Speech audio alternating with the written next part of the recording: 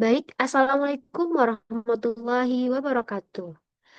Kami dari kelompok 2 yang beranggotakan Mezi Atasya, Dania Rizka, Fadil Saputra, Intan Permatasari, dan Latifah akan mempresentasikan mengenai aktivitas pembelajaran penguatan numerasi untuk bidang seni budaya dengan dosen pengampu Miss Sintasari SPD MID.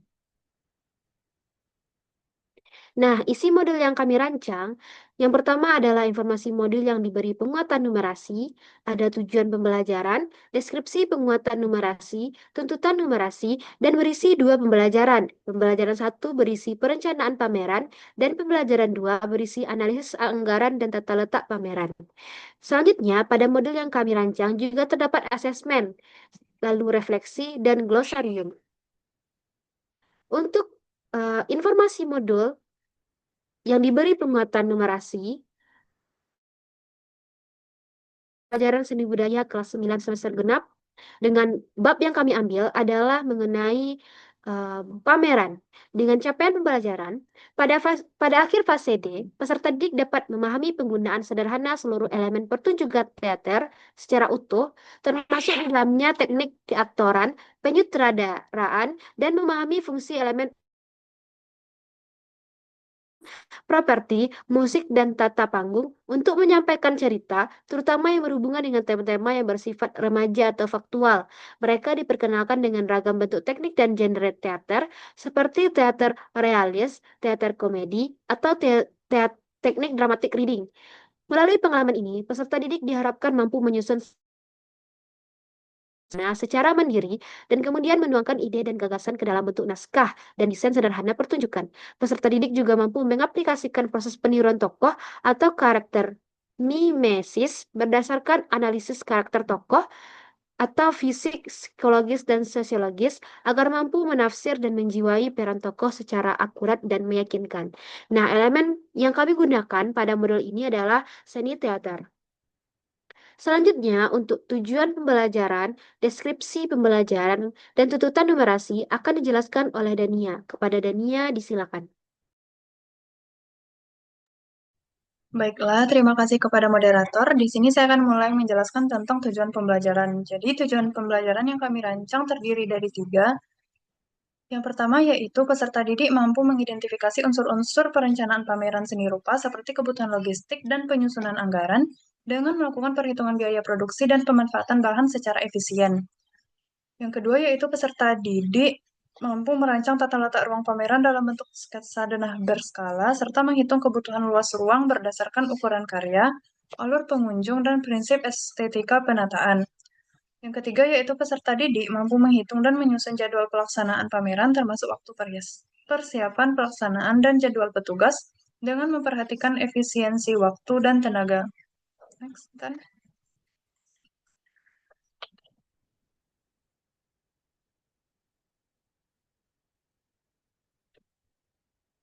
Selanjutnya yaitu deskripsi penguatan numerasi.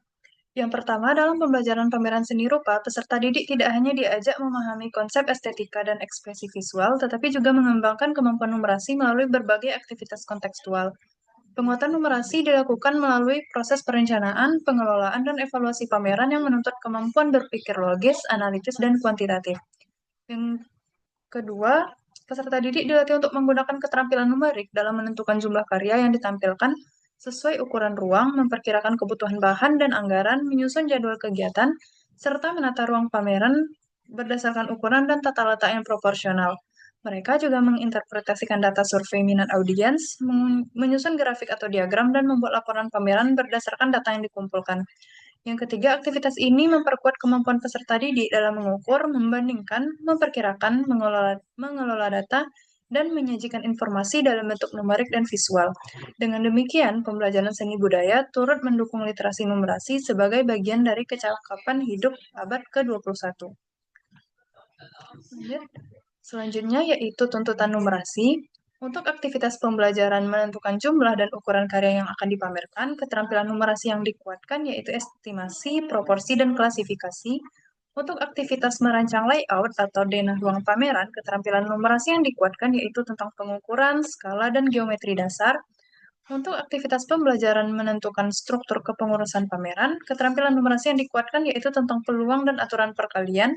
Untuk aktivitas pembelajaran menyusun daftar kebutuhan dan anggaran, kemampuan numerasi yang dikuatkan yaitu tentang aritmatika, perbandingan harga, dan pengelolaan data. Selanjutnya, untuk aktivitas menyusun jadwal pelaksanaan pameran, keterampilan numerasi yang dikuatkan yaitu penjadwalan, pemrosesan waktu, dan efisiensi. Untuk aktivitas pembelajaran melakukan survei minat terhadap jenis karya seni, keterampilan numerasi yang dikuatkan yaitu pengumpulan dan interpretasi data, representasi visual. Selanjutnya, untuk aktivitas mengevaluasi jumlah pengunjung dan karya setelah pameran, keterampilan numerasi yang dikuatkan yaitu tentang analisis data dan penarikan kesimpulan. Terakhir, untuk aktivitas membuat laporan kegiatan pameran, keterampilan numerasi yang dikuatkan yaitu tentang penyajian data dan ringkasan numerik. Sekian penyampaian materi dari saya kembalikan kepada moderator. Terima kasih kepada Dania. Untuk pembelajaran pertama mengenai perencanaan pameran akan dijelaskan oleh Fadil. Kepada Fadil, disilakan. Baiklah, terima kasih kepada moderator. Selanjutnya saya akan menjelaskan tentang pembelajaran yang pertama, yaitu perencanaan pameran. Yang pertama ada deskripsi aktivitas di modul. Pada pembelajaran 1, siswa mengamati gambar bagan struktur kepengurusan pameran yang merupakan bagian dari perencanaan pameran. Nah, selanjutnya aktivitas ini menuntut siswa untuk belajar menyusun struktur kepengurusan dengan memanfaatkan konsep matematika, yaitu peluang dan banyak cara yang dapat dilakukan untuk pemilihan suatu divisi atau jabatan. Selanjutnya, eh,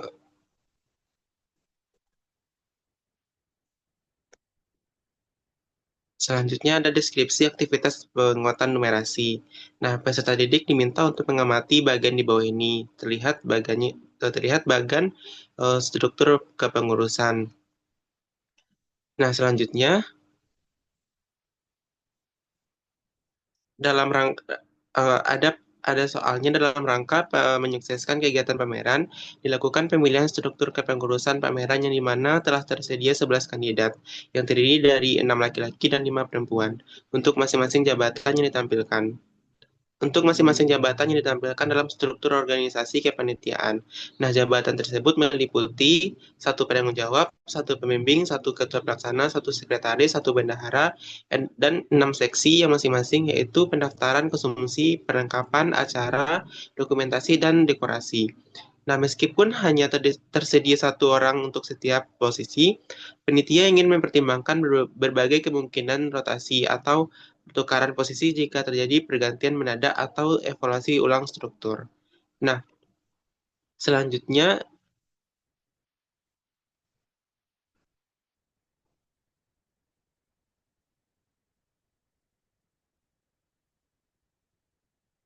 selanjutnya Tan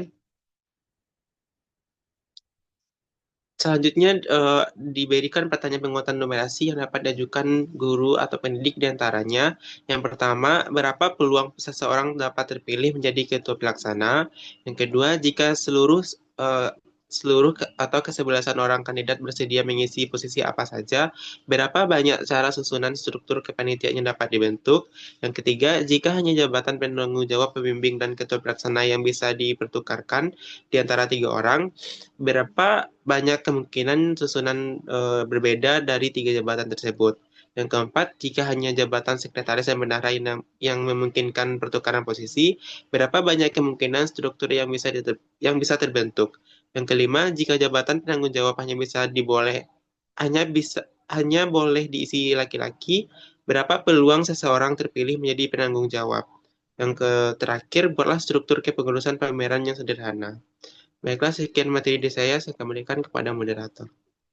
Baiklah, terima kasih kepada Fadil. Untuk pembelajaran kedua akan dijelaskan oleh Latifah. Kepada Latifah, disilakan.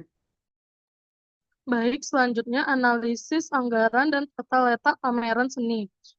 Yang pertama, deskripsi aktivitas modul. Pada modul ini, pembelajaran terdiri dari satu aktivitas. Aktivitas pembelajaran mengajak peserta didik untuk menganalisis rencana pelaksanaan pameran seni rupa, khususnya dari segi anggaran biaya dan tata letak ruang. Siswa diminta merancang sebuah pameran sederhana, kemudian menghitung estimasi biaya, mengukur ruang panjang, serta menata karya seni secara efisien dengan memperhatikan urutan dan komposisi.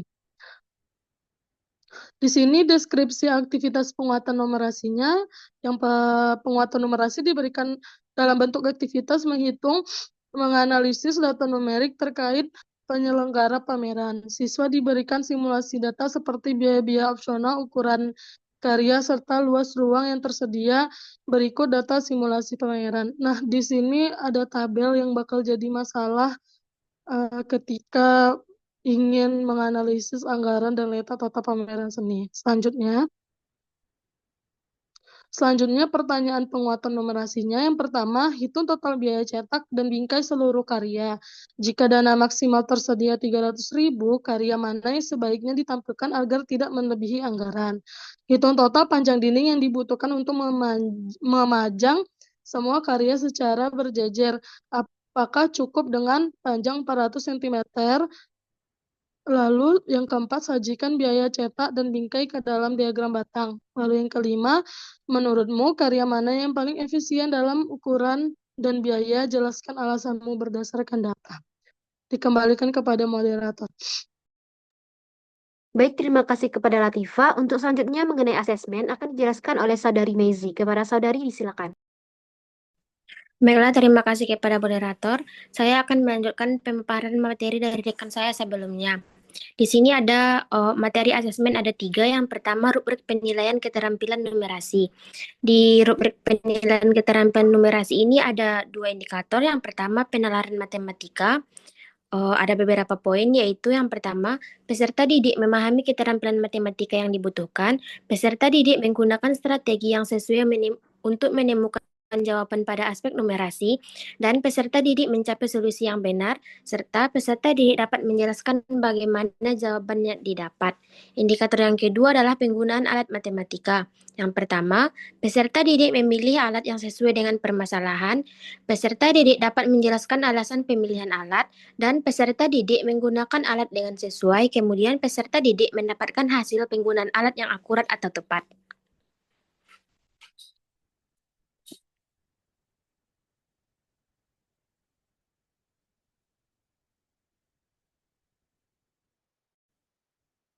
Yang kedua adalah rubrik penilaian sikap.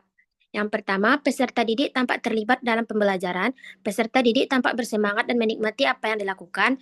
Peserta didik mencoba pendekatan yang berbeda, termasuk alat yang berbeda untuk menangani tugas, dalam upaya menemukan jawaban yang fleksibel. Dan peserta didik mencari informasi tambahan dan siap untuk mencoba sesuatu yang baru atau tidak diketahui. Dengan kata lain, mengambil risiko. Dan yang terakhir, peserta didik segan dan sering mencari bantuan atau persetujuan untuk ide mereka. Asesmen yang ketiga adalah penilaian diri peserta didik. Di sini lingkari kata boleh lebih dari satu yang paling menggambarkan bagaimana perasaan ketika mengikuti pembelajaran pada hari tersebut.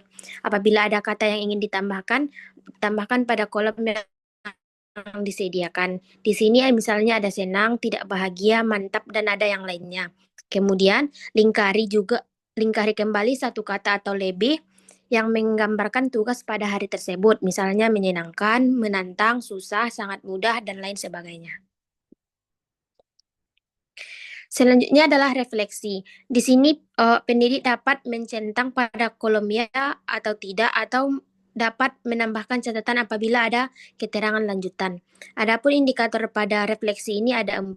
Yang pertama, lingkungan belajar, yaitu saya sudah mendorong keterlibatan aktif dalam pembelajaran numerasi di mata pelajaran saya, dan saya sudah menciptakan lingkungan belajar yang mendukung dan menantang yang menghargai pembelajaran numerasi. Indikator yang kedua ada perencanaan, yaitu saya sudah memanfaatkan peluang belajar numerasi ketika merencanakan dalam mata pelajaran saya. Saya sudah menunjukkan kesediaan untuk bekerja dengan pendidik matematika dalam merencanakan pengalaman belajar numerasi. Kemudian saya sudah menentukan kebutuhan belajar peserta didik dalam numerasi untuk membantu perencanaan dan implementasi pengalaman belajar. Kemudian ada